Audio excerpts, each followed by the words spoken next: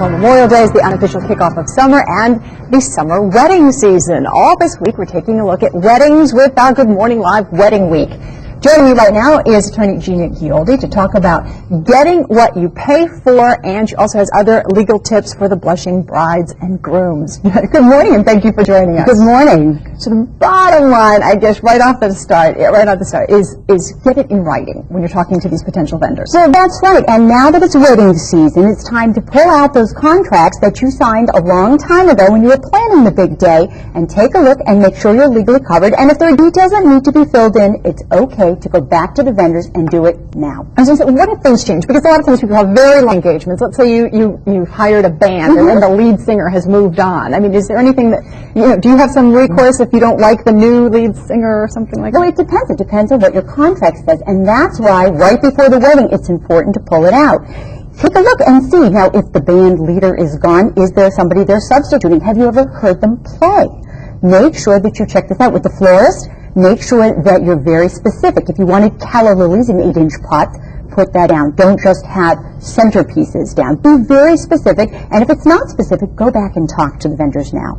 And what if, wedding day comes, you've asked for those particular flowers, they bring something else, what's your recourse? Well, it depends. It can be a breach of contract like any other contract that's gone bad, but again, if your contract wasn't specific with these wedding vendors, you may have no recourse at all, so go back and look at them. Do you also recommend that you put down the smallest deposit as possible?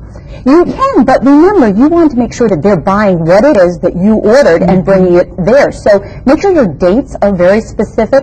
Make sure you take a look at the cancellation notices in those contracts. Now, you probably took a look and said, okay, if I pull out of the deal and I don't want to use that wedding vendor, what's my recourse? What do I have to pay? Well, what if they back out? What's the time frame on that? So go and check. Take a look. You might have to wind up in small claims court. That's right. Also, let's talk about, and no one wants to talk about prenups, but oftentimes if you have friends who've been married before, they'll be the one who recommend it to you.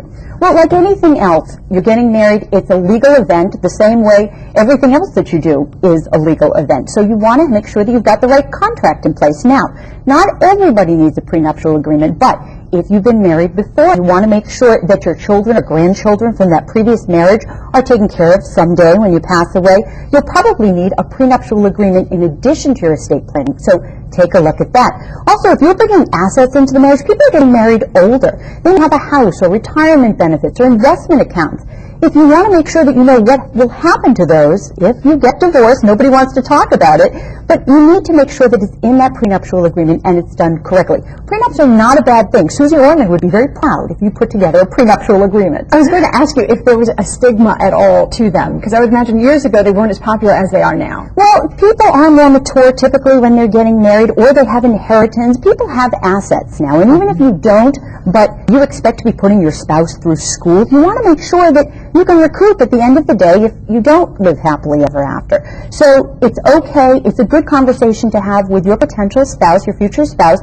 And again, remember, you're planning your future. It's okay to talk about finances. Can you address the children in a prenup? Children that you've not had yet? Well, you can. You can talk about things like what religion you'll bring them up. Some of the very specific things. You can. But if you're trying to negotiate money issues with regards to children or children that haven't been born yet, really don't go there. You're going to leave that up to the family and probate court at the time, if you ever need the family and probate court and you get divorced. Hopefully you won't. Your website, again, if people want more information? It's www.gioldilaw.com. We've got information about prenups and divorce, but prenups in particular. And that noise, it's going to be okay. We're going to join you again in the 8:30 half hour, talk about some more wedding week etiquette. Judy Bowman of the Protocol Consultants International will discuss wedding etiquette with us. And again, don't